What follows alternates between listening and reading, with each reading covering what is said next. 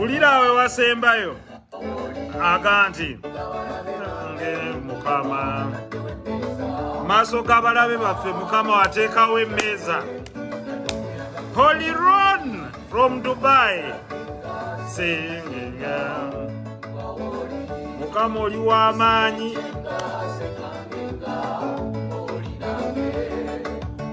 maso gabalabe bange ayalla oli wa buyinza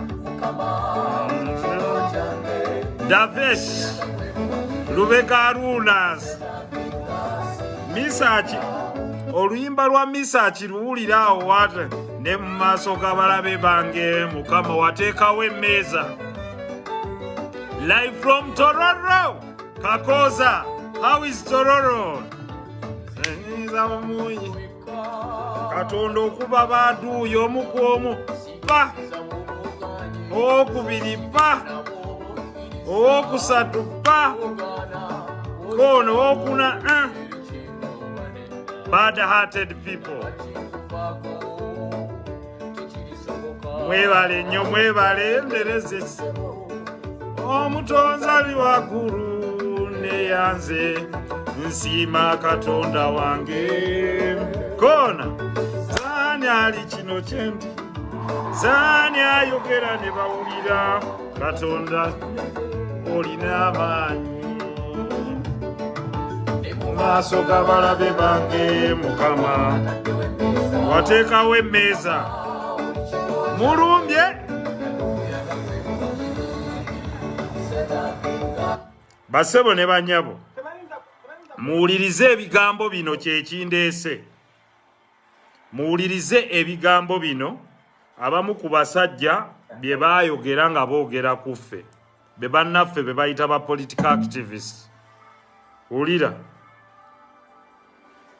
I want to listen to those words carefully buli ali kuno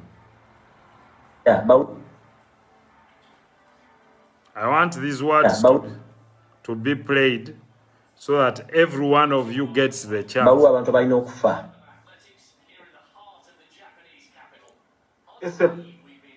Era abantu balina okufa kwe kuli Nambooze.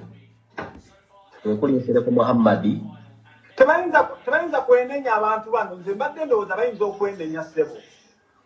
Kati kankubu Rwanda okutereera kati weeri ku speed kwekulaakulana ne balwala kujjawo elements ezimu ne zivaawo.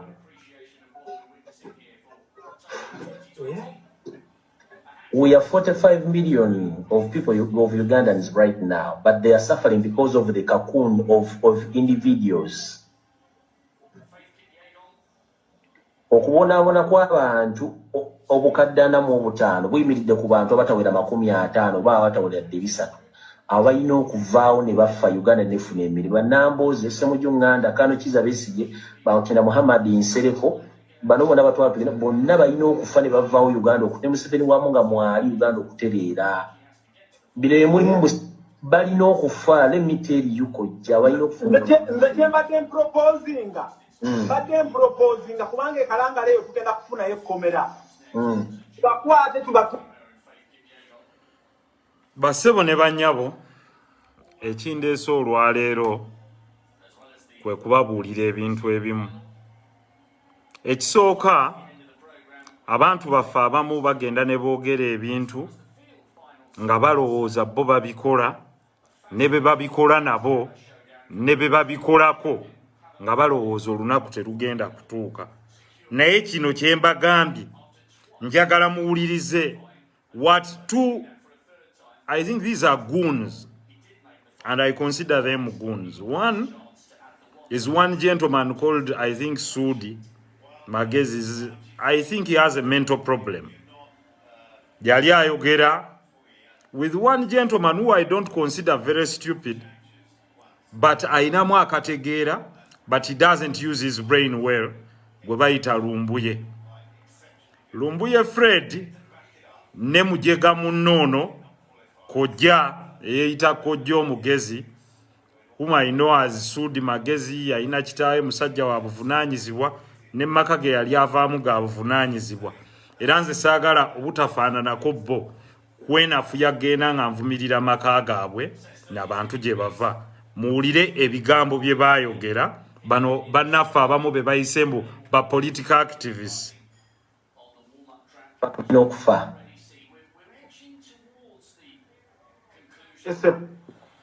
Era abantu abalina okufa kwe kuli Nambooze, kwe kuli Nsereko Muhhamad. Tebayinza kwenenya abantu bano, nze mbadde ndowooza bayinza okwenenya ssebo. Kati kankubu Rwanda okutereera kati weeri ku speed kwekulaakulana ne bamala kujjawo elements ezimu ne zivaawo.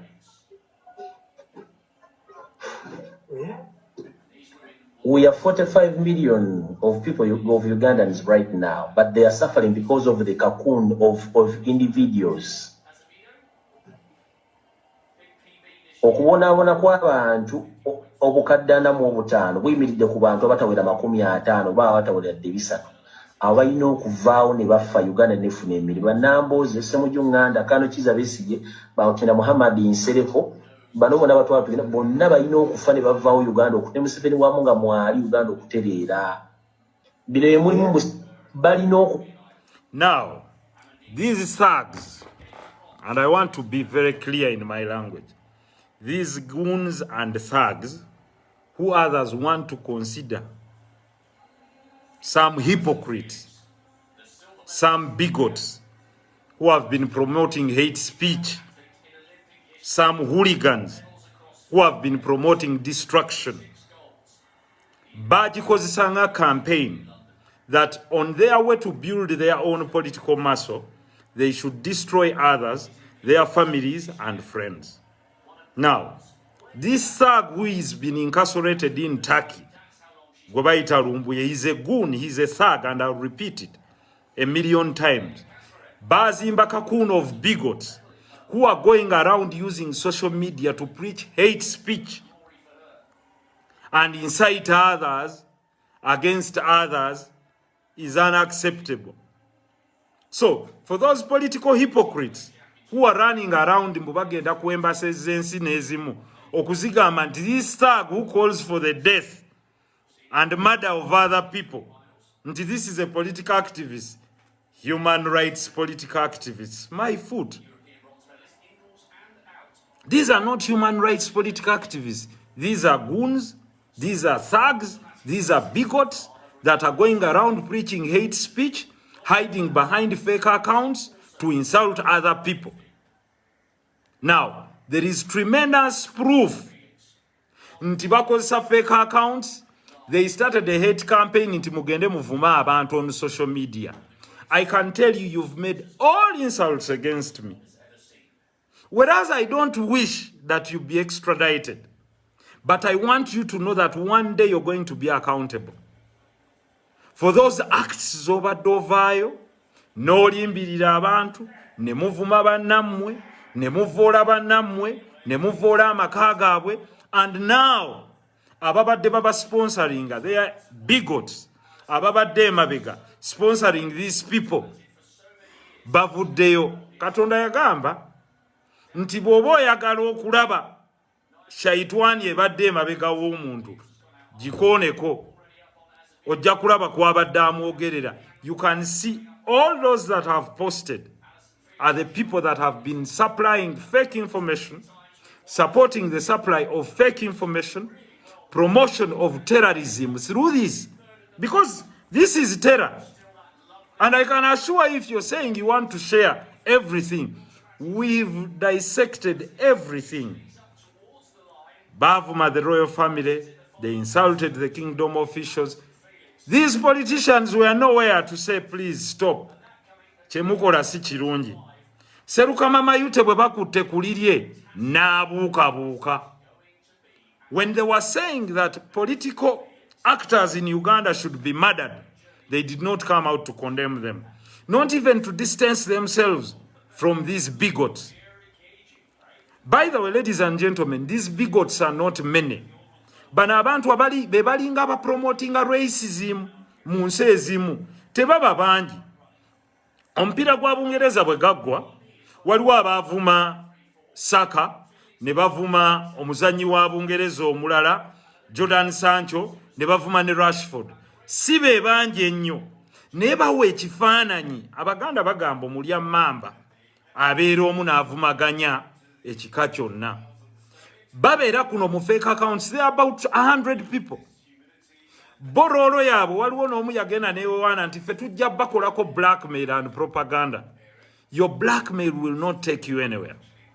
Basebo n'abanyabo mbadde wano for the recent week ngamba what you choose to use on your internet, buli omu kwoli, is your choice. If you choose to be stupid, you reap stupidity. If you choose to preach righteousness, you'll be righteous. By the way, fenna tetulina kukanya in the same political parties. But why do you think nti for butakiririza mu political parties you hold the right to insult us? Why do you think because we don't believe that your leader should lead me, you hold the right to abuse my family? Luno olugezigezi mwalutandikira dda mwasooka kuvuma kabaka. Mpola mpola ne mugenda nga muvuma abantu abalala ne lukula. But we cannot keep quiet. You use propaganda, at least not me. So, you're free to propel your party. But as you're propelling your party, you have no right to insult people that belong to other parties. You have a choice to belong to your party. You have no right to call for the murder of other political players. And then when you are arrested, you pretend to say you're a political activist. You're not a political activist. You're actually a terrorist. These are people running terror cells. Unfortunately, government has not reached out to me. And this is where I blame them. Kubanga bo, for as long as they were not insulting the president, they were clapping for them nga bavumafe. I know some people within government that were sending those people money to insult us because it was working for them then, until they touched the Holy Trinity of the president and the first family. That is when they have remembered that everyone has a right in this country. However, in a country of right-thinking members, no one holds the right of publishing false information, whether by utterances or by writing against the other.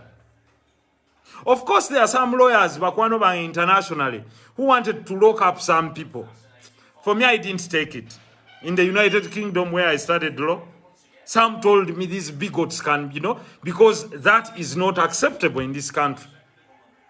But you see, touting wrong information, information by information, wronghood and falsehood against people is not acceptable. Now, there are two things I don't agree with. One is extraditing. Such a criminal, even if you don't extradite him, he'll run out of content. He comes, ngabano bonolaba abasawo sijja bayita abasawo baganda, abasawo abafuula omutwe. Na chusa bi story the other day. Why? He has no logical content to give to the people. Of course, we know there are those with idle minds. Abamu obudde, probably. Abamu tebalina kyakola, abalala bali, But if you think you're a political activist and what you've been saying is the truth, is that a big crime? Lwaki tokkiriza to come back to Uganda? Wagamba, you're ready to come back to Uganda and testify. What is wrong? If you said whatever you said to hurt people's families, come away Uganda. There are very many people in Uganda abakola live ne batuvuma n'abakulembeze, and no one has ever arrested them. I can guarantee you, very many. I hear there is even one thing there, one funny thing. You are going to abadda, but that's okay. He's a young man probably looking for attention. That's okay for leadership. But why do you hide under the issue until nagenda kufuna asylum? You go to countries to seek asylum and call for the murder of other political actors? And someone has the courtesy mbwajja ku floor ya parliament to say some political activists has hell no. The bad things but I'll attend tomorrow. I'm ready to bring a motion with proof on the floor of parliament against these political bigots. Spreading hate speech, thinking they will come and insult people using fake accounts. No way. These losers, funny accounts. mugende kati mubikono mugende kati mukole kino kati mwabika president nti yafa teyafa. What benefits do you have? And someone with the sane mind navayo naga nti oyo humanitarian activists, political activists. Nonsense. Such people with shallow brains ababadde ba promoting these bigots to spread false information that people poison people, that falsehoods, just because they want to raise their hero. Yes, bobo inerimbe bingo yagala diperereza lyogereko ebirungi. You don't have to insult the others, but they believe when they insult us tujja kuva ku Facebook and social media. You're jokers, because Bobaloza, they have a superior right, they have superiority.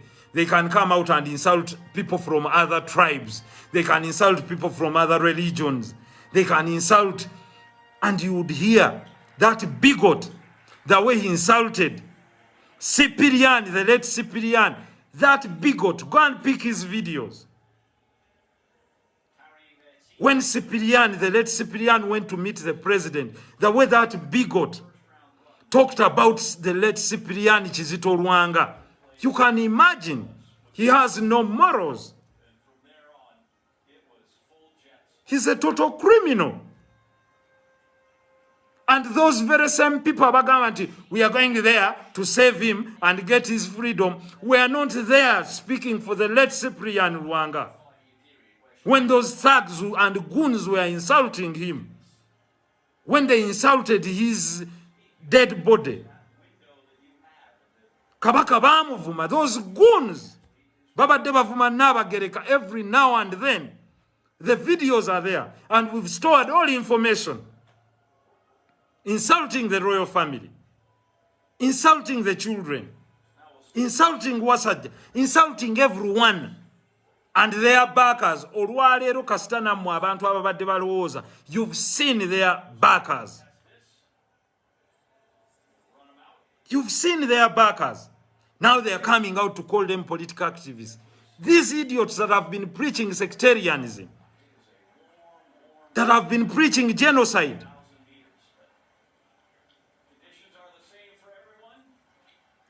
they have been preaching hate speech. And you say you're going to go to foreign countries and say these are the righteous people because they think they have monopoly over opposing the government. We can all oppose, but oppose respectfully. Oppose respectfully. You must know your leaps and bounds. And for sure we shall pass a law. I can assure you, you can run however far you run. You will pay. Nze kyesikanya nacho is imprisoning them. They must pay for the damage they have caused. Because innuendos ze bakola, ne propaganda gwe bakola damages someone. That is why anyone who publishes anything false must pay from their pocket.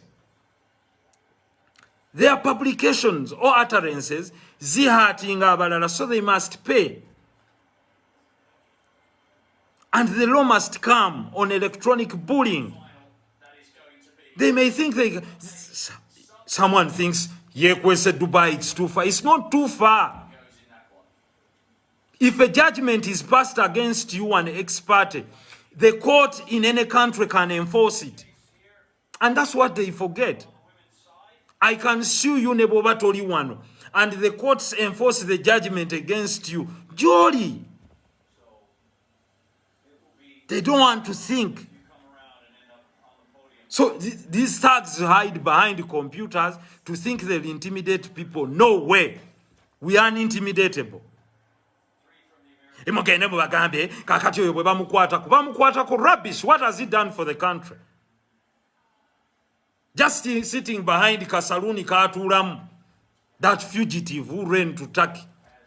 Funny fugitive ran to Turkey is a fugitive. If he knew he had gone to Turkey in 2016, why didn't he seek asylum in 2016? What way are you? Everyone knew about that money exchange, money changer. No.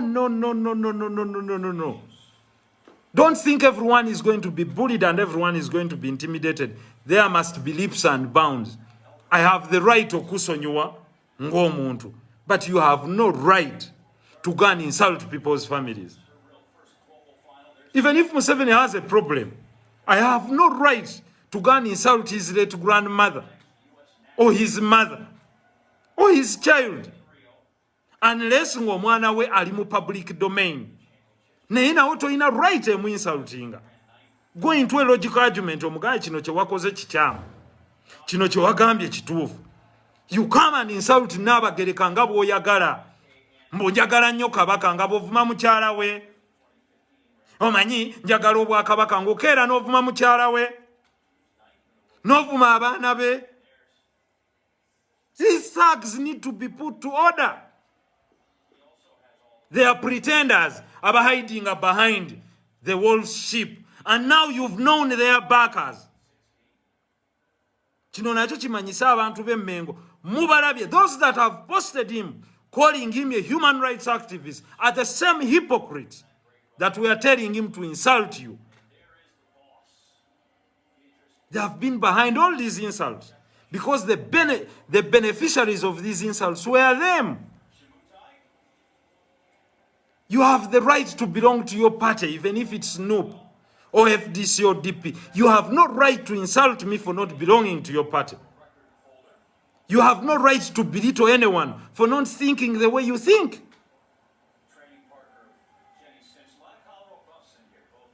Nze only blame Jembaga nti the president was enjoying their music until they attacked him. Kuba bali bamuga abo bavuma Nsereko.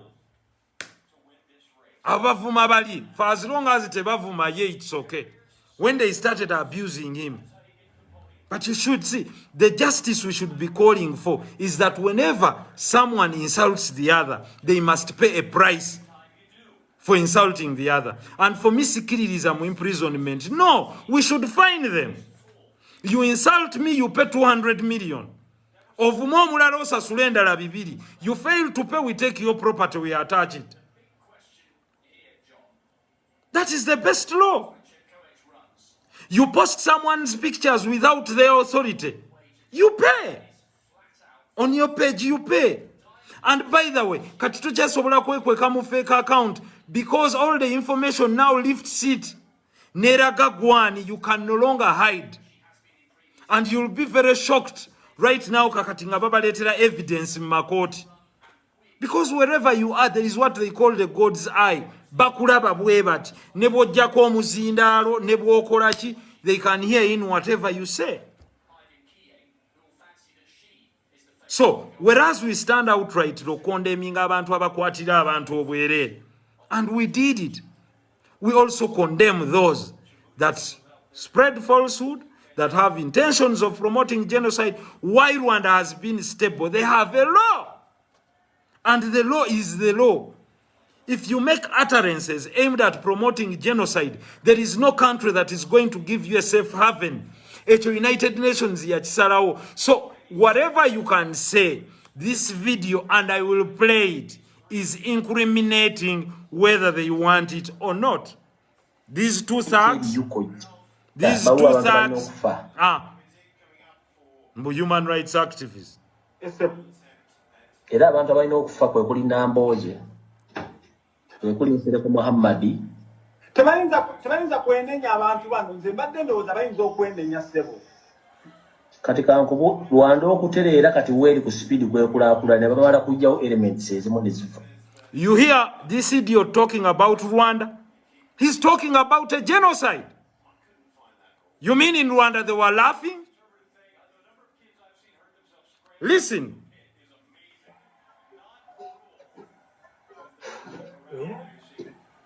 We have 45 million of people, of Ugandans right now, but they are suffering because of the cocoon of individuals. Okubonaabona kw'abantu obukaddana mu obutaano buyimiridde ku bantu abatawera 50 oba abatawera 300 abalina okuvaawo ne baffa Uganda nefuna emirimu. Nambooze Ssemujju Nganda Kano Kiza Besigye Muhhamad Nsereko bano bona batwala bonna balina okufa ne bavaawo Uganda okute Museveni wamu nga mwali Uganda okutereera. That's terrorism. That is terrorism. And the goon comes out and says, and his hypocritical backers, that this is a political activist. Shame on you. Shame on you. Walio Mwekweka, every now and then, they were hiding away. And this is what he said. These are his words. These are not my words. So, abantu bali kuno baga nti musonyiwe. What had Betty Namboze done to this school? Tebayinza kwenenya abantu bano nze mbadde ndowooza bayinza okwenenya ssebo. They said these things in 2019 and they thought the records would not be there. We have even a lot of their communications about Debakora. And by the way, we decided to keep quiet, some of us, because we don't have time for this. But when hypocrites come out and start saying that this one is a political activist, this one is a terrorist. He is a terrorist. He is not a political activist. He has written his information based on falsehood, insults, innuendos, nga avuma Kabaka, avuma royal family, avuma other political activists, avuma everyone in Uganda, backed by his hypocrites, who have been supplying him with money. For me, I don't want to care how he's in Turkey. That's up to him. Because Turkey, yeina right is their guest. If they want him there for asylum, that's up to them. But we must call AA and BB. So, when you talk of cleansing people, whether based on their ethnicity or based on their political ideology, that is genocide. And he clearly marks his example towards Rwanda. And this goon and thug keeps changing. Nze nayogera ko kusipiriani, nze nagamba bugambi olifa. Nonsense. And you know, ainake ebisajja bye. Whatever you'll do, you're not going to intimidate. Nze ndi unintimidatable me. I can tell you. You can intimidate others. Biki, if you don't join us, you blackmail them. If you don't give us this, when we have benefits in parliament, we have to share it. Blackmail those ones. But I want to meet on the floor of parliament. Nsangeyo, any person, member of parliament, raising this goon as a human rights activist. We shall go for a debate. I'll present all the videos of this goon before parliament to whether this one qualifies to be a human rights activist. Of course, for me, I don't believe in extradition. Why do you extradite people? Because they don't agree with you. Why do you eliminate political opponents? There is no need. Nebo aba musajja ye lwaki tajja n'atuvumira wano. We bali banja abatuvuma and nothing happens to me. Onaga nti Muganda muno. Nonsense. Muganda munange ye yali atuvuma nga ffe tuli baki. Look at this one. Hey? Look at this one. When they call for genocide and cleansing people, Namboze yali amukoze eki. Semuju yali amukoze eki. Besigye yali amukoze eki. Why do you think you have the right to insult Besigye, his family, his child, his everyone? Mwamuina right here. I know doctor must be looking in his eyes ngagamba, oh my God.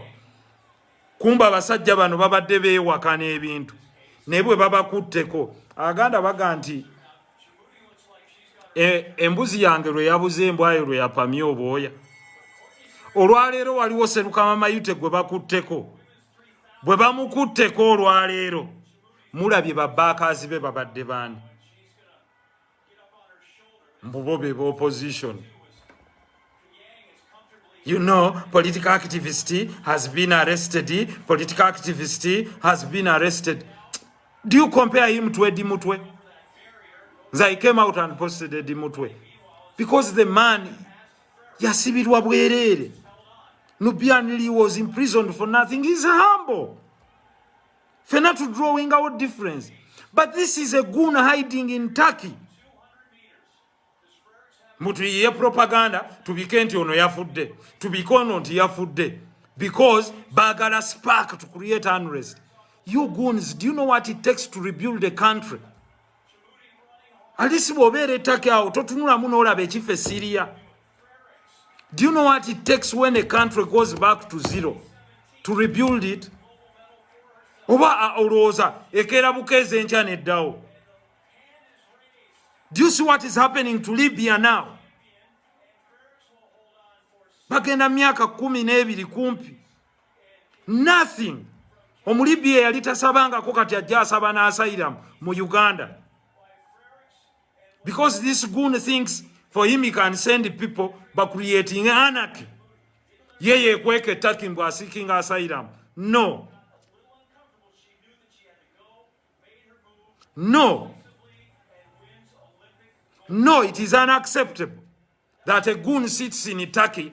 Chiriyo Ayogera. Omanyi bwe mubaze akalubwe kanagwa mwoche ebizimbe byonna. That goon. Mwoche ebizimbe byonna mulimu ekicho kiriwa.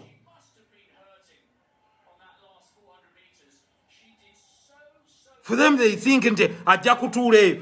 Do you know when you incite violence who the losers can be, including yourself? It is indiscriminate. We can have differences. Don't call for sectarianism. Let's think of a broader Africa. African nene.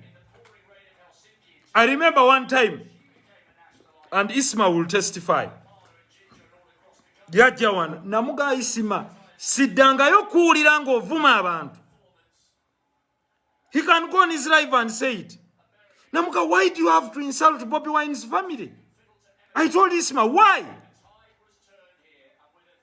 Why? Chikuyamba chimu political career yo okuinsultinga mukyala w'omuntu omulala n'abaana be. I warned him.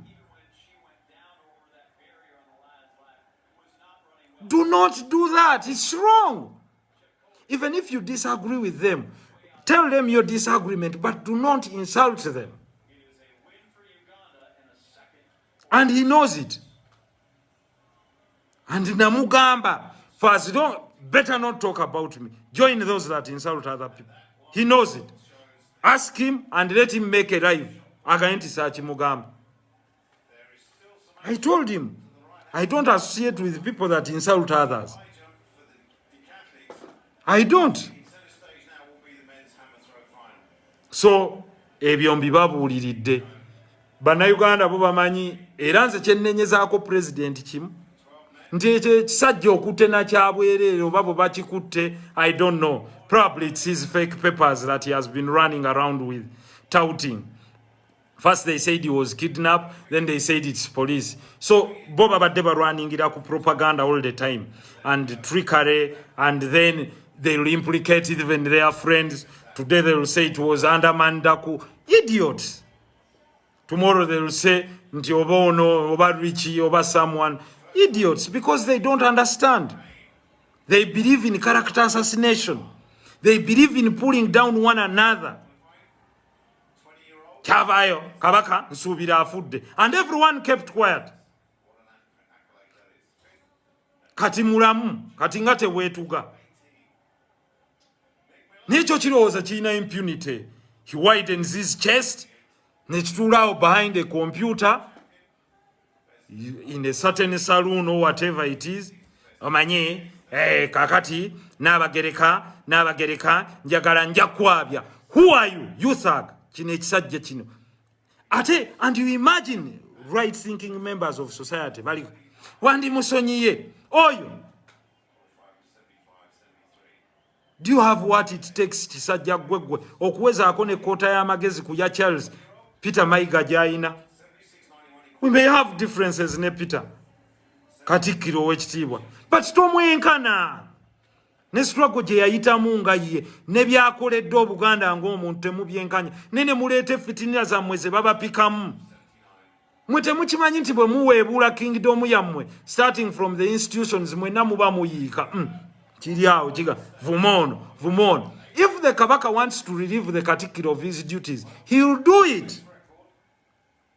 He doesn't need your help. Njagala kuwa Kabaka amagezi tokkiriza ne bakugema. Who are you?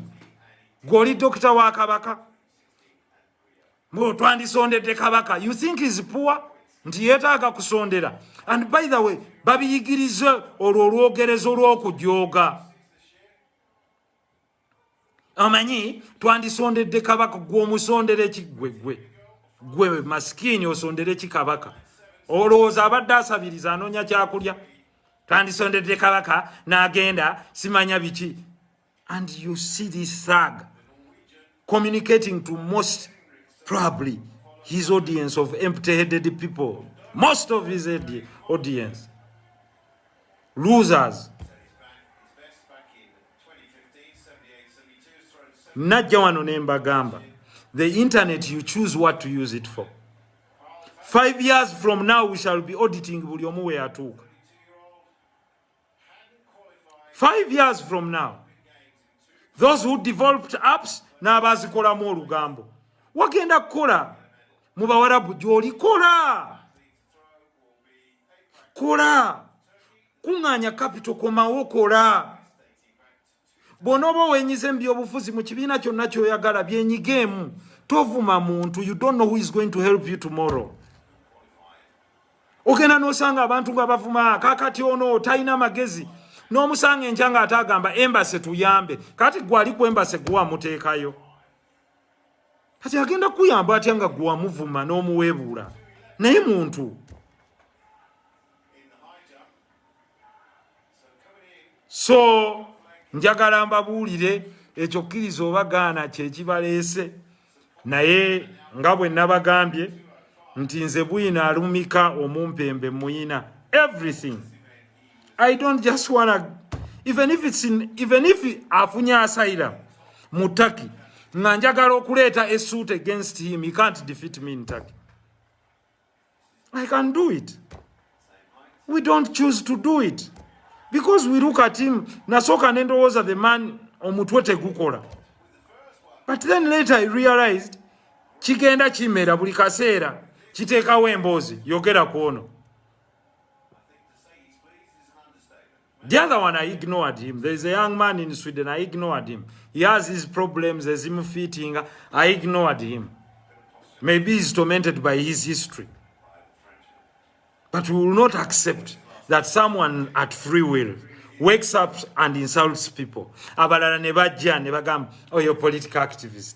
He calls for the murder of other people. He's a political activist. No way. You will not call for the murder of other people. And the hypocrites tout you as a political activist. Shame on them. Shame on the hypocrites. Olwaleero mweraze. You are all along funding this blackmail and propaganda. We, by the way, know a lot about you that we kept at our chests. And the hypocrites know themselves. I will not mention them by name because it doesn't add value. So kyekyo yagamba nti abali ewaka mutandika okulwana. Ye lwaki tali brave enough kujja kulwanira wano waka? Tulwane tugende ffenna ku State Square. Gye yali agamba abantu bagende. Yakakale ne weewuunya bannayuganda tebasobola kgenda ku State Square. Omukulu yaaliwa.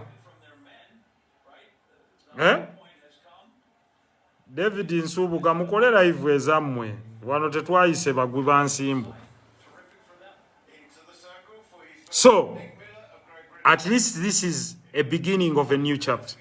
Wherever you are, we can disagree. Nebo baba bibiina byammwe bibagatta. Ugandans living in Turkey, whatever it is. Disagree, but respectfully. Lwaki mwewebula?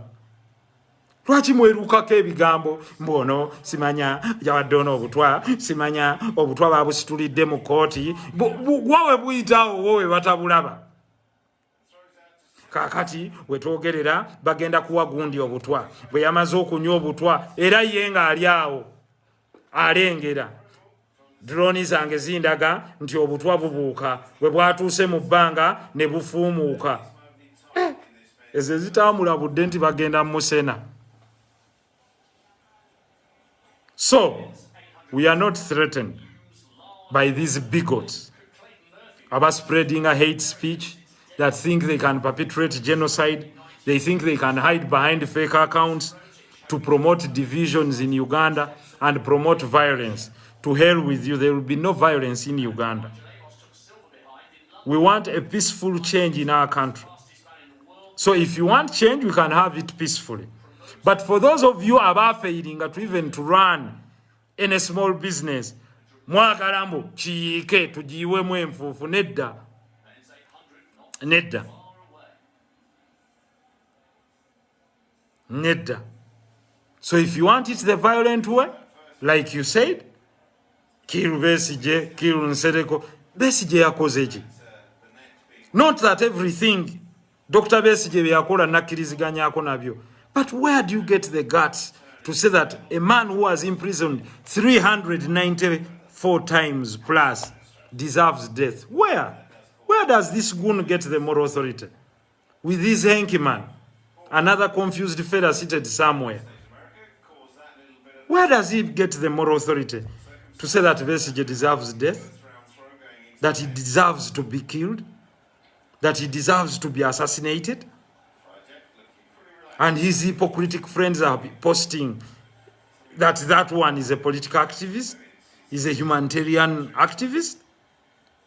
You must be ashamed of yourselves. You must be ashamed of yourselves.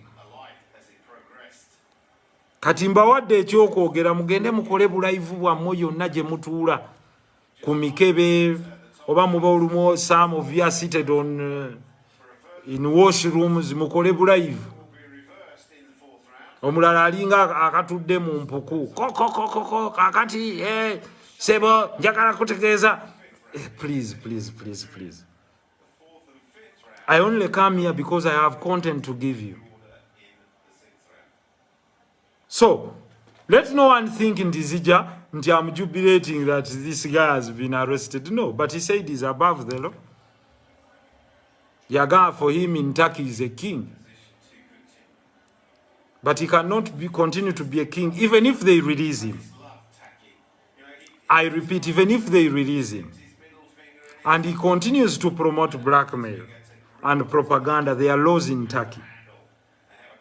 The arm of the law will reach out to him. If he's brought back to Uganda, the same arm of the law will deal with him. He has multiple suits he will answer for. I'm telling you. And all the evidence is there. Some of us are used to your insults. Please go ahead.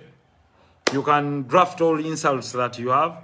Some have forgiven. There is a young man, Kanyama, I think in Dubai. That one you just forgive.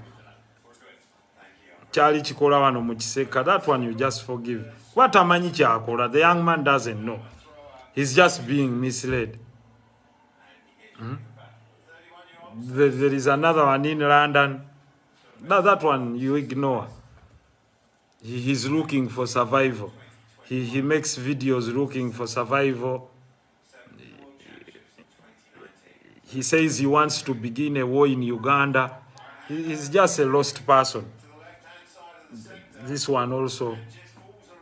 I hear Chimbugwe. Chimbugwe he was in sports. I knew a little about him, but that one is just looking for survival. I can't waste time with him. He's just looking for survival and attention. Yali amanyira nnyo kamera ya TV. Kati he's just looking for survival and attention. I don't think he has any value to add.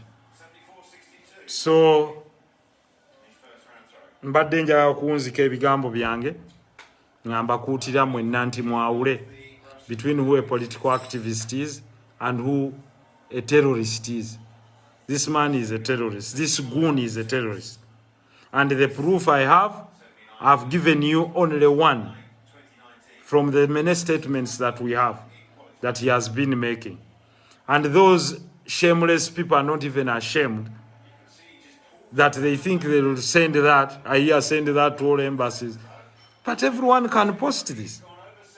And it can be translated. And everyone knows.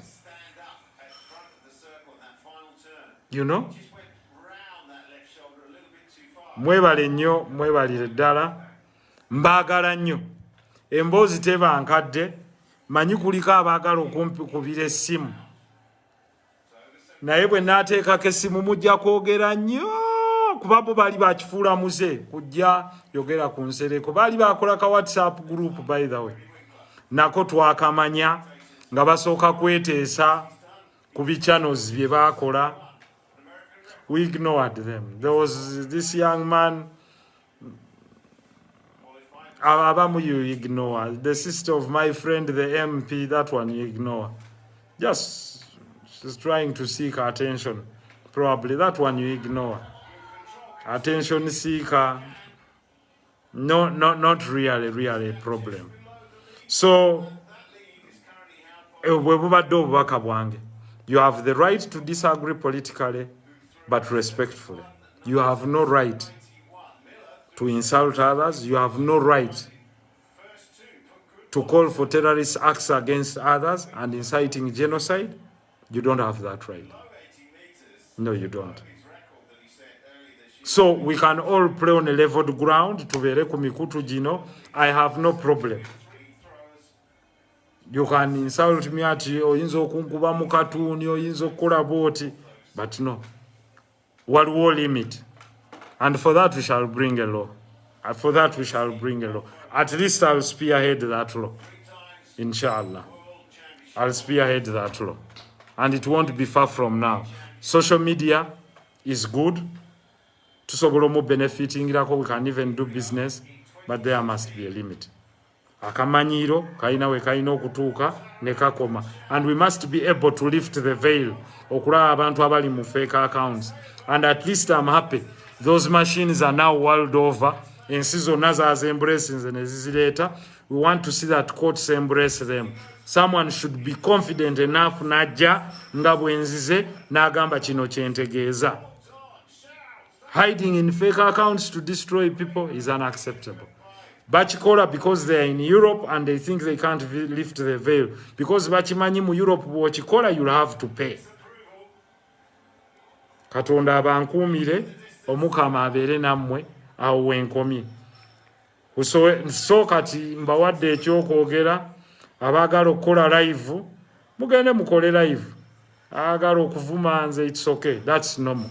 You can't change anything about me. Allah yagamba mu Qur'ani nti innahu yakiduna kaida wa akidu kaida.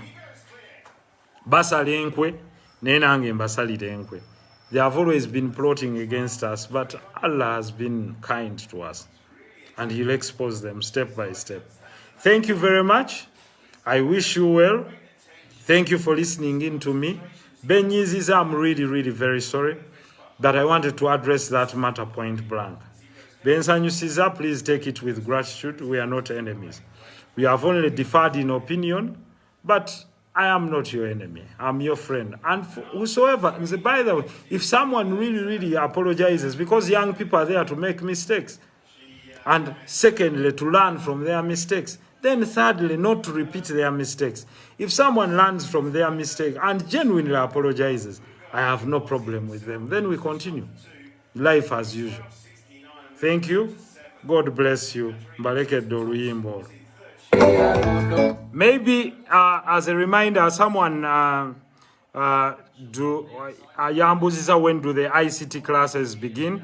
ICT classes is again okutandika online. They are going to begin in about the next 30 days when we have the full license. And the laptops, there is a laptops, please. Thank you very much. Thank you very much. Thank you for your contribution in the ICT struggle. We shall be teaching 100 students, then we shall also be doing it online. So be ready in the future to start your ICT classes. The future is in technology. God bless you all. Abaliko edda bannange mwe nga mukyaliko temwebake mwe temugenda kwebaka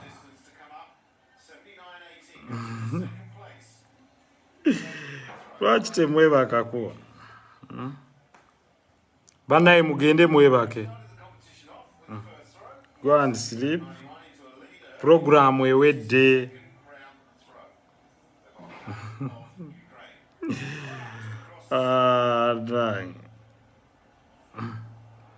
abaaliwo mu biseera bino